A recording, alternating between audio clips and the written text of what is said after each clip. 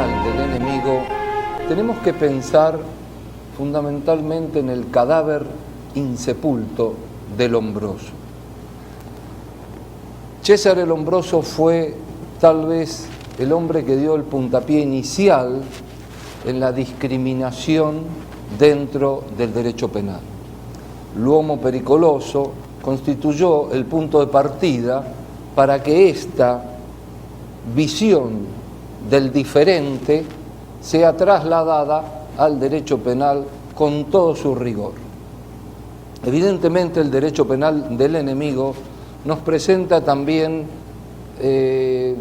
viejísimas interpretaciones y a su vez infinidad de filósofos de alguna manera han adscrito a esa tesis. Se podría hablar desde Platón hasta Hobbes, con el hombre es el lobo del hombre, el hombre peligroso, ese hombre que ataca, porque es un lobo cobarde, prematuramente. Pero es en el año 2001 donde hay un verdadero quiebre para el derecho penal. El caso de las Torres Gemelas incita a una serie de penalistas, y muy especialmente a Jacobs, a colocarse en favor de esta tesitura. Jacobs había sostenido este criterio del derecho penal del enemigo con muy mal éxito en una reunión de profesores en Alemania en 1985, pero evidentemente esto no funcionó y fue este motivo desde el output, contrario a las ideas de Jacobs esto, porque no puede haber una modificación intrasistemáticamente desde el output donde le llega a este caso que sirve para deshumanizar al adversario. El derecho penal del enemigo entonces saca su partida de nacimiento en el año 2001. ¿Implica qué? Implica el adelantamiento de la punibilidad, implica la posibilidad de castigar cualquier tipo de comportamientos, especialmente aquellos que están alejados de la lesión del bien jurídico. Y además también implica la no reducción de pena proporcional, el paso de una legislación de derecho penal a una legislación terrorista y también, por supuesto, la supresión o debilitamiento de las garantías. Pero lo triste de toda esta cuestión, que si bien las ideas de Jacobs se atribuyen en cierta manera un cierto halo de Luhmann atrás, lo triste, insisto, de esta cuestión es que Jacobs esencialmente y sus acólitos consideran que el hombre no es persona. Es decir, sacarle la calidad de persona y decir que se trata de una fuente de peligro como si fuera un animal peligroso. Esto lo escribe en algunos de sus libros y también lo publica Gunther Jacobs en periódicos en la Argentina.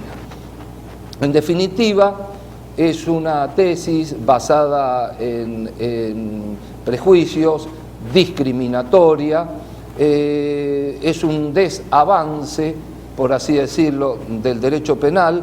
No se evoluciona absolutamente nada con esta posición y tiene infinidad también de opositores. Tanto Zaffaroni de la Argentina como Muñoz Conde han escrito en contra del derecho penal del enemigo. En favor de esto, algunos acólitos de Jacobs sostienen que lo que hace el profesor es simplemente testimoniar lo que ocurre en la realidad, es decir, ser un escribano de la realidad, pero él no ha creado el derecho penal del enemigo. Sin embargo, Paulik, por ejemplo, le pone hasta un título en una conferencia dictada en Ortega y Gasset en Madrid, le pone hasta un título al derecho penal del enemigo refiriéndose a que se trataría del Islam, como diciendo este es el nuevo enemigo al cual hay que atribuir.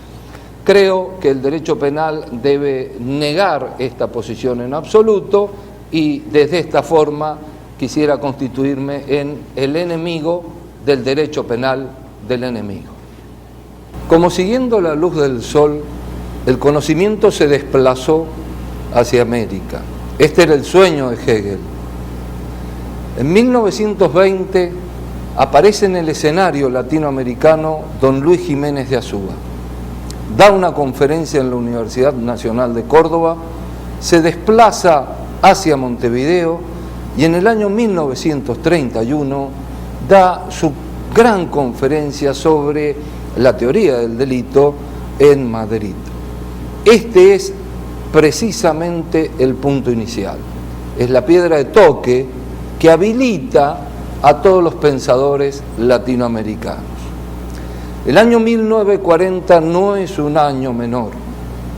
Allí, nada más ni nada menos que Sebastián Soler larga su primer libro en lo que va a ser un tratado sobre la teoría del delito. Es el primer escritor español, ya nacionalizado argentino, radicado en Argentina, que habla de la teoría del delito. Luego, también son importantes los aportes ya en la década del 40 de Antón Oneca. La década del 50 tiene un verdadero protagonismo a nivel derecho procesal penal. La Escuela de Córdoba logra mucha fuerza, Vélez Mariconde, Claría Olmedo y este gran sucesor que es Julio Mayer. Y se ve ya la mano, la pluma de Zabala Vaquerizo en Guayaquil, precisamente siendo uno de los más importantes tratadistas del derecho procesal penal. Todos ellos, un poco atacan al Código Rocco, porque el Código Rocco era no más que la expresión del fascismo en Latinoamérica. Pasada la mitad del siglo, es importante destacar que en la década del 60, en Santiago de Chile, en 1963, Noboa Montreal logra prácticamente reunir a los más grandes penalistas de Latinoamérica para iniciar el Código Penal tipo, o sea, un código penal para todo Latinoamérica. Una excelente idea, una brillantísima idea, que a pesar de que todos los años se reunieron durante muchos años, no prosperó. La década del 70, generosa y expectante, nos entrega nada más ni nada menos que a Enrique Bacigalupo. Enrique Bacigalupo, junto con Busto Ramírez de Chile, Enrique Bacigalupo de Argentina, de Buenos Aires, fueron los dos discípulos de Welzel, latinoamericanos, brillantísimos, y a su vez trajeron el finalismo a Latinoamérica. La década del 80 ya nos presenta un Zaffaroni totalmente innovador, creativo, ya había escrito su manual y, por supuesto, piensan desde Zaffaroni, Peña Cabrera en Perú, Villamor Lucía en Bolivia, Velázquez en Colombia. Es decir, Zaffaroni es una luz que irradia el camino del derecho penal hacia lo que va a ser en la década del 90 el desembarco de los derechos humanos. Ya el derecho penal empieza una inclinación, aparece ya la figura de Ramírez, del mexicano Ramírez, en la Corte Interamericana e Internacional, en la Corte Interamericana de los Derechos Humanos, y evidentemente una nueva corriente, una nueva puerta se abre muy beneficiosa para el derecho penal. Pero no todo es buenos vientos para el derecho penal. En el 2001 aparece el derecho penal del enemigo, las ideas de tolerancia cero, una vuelta al pasado, una vuelta al sistema inquisitivo y este derecho penal del enemigo aplicándose contra los mapuches en Chile y por supuesto contra toda forma, toda manera para poder discriminar. Este es el gran desafío que tenemos los penalistas latinoamericanos, reunirnos, convocarnos y un poco pensar como alguna vez nos enseñó Bolívar, refiriéndose a los europeos. Ellos no son tan grandes, los vemos grandes porque nosotros estamos de rodillas. Pongámonos de pie.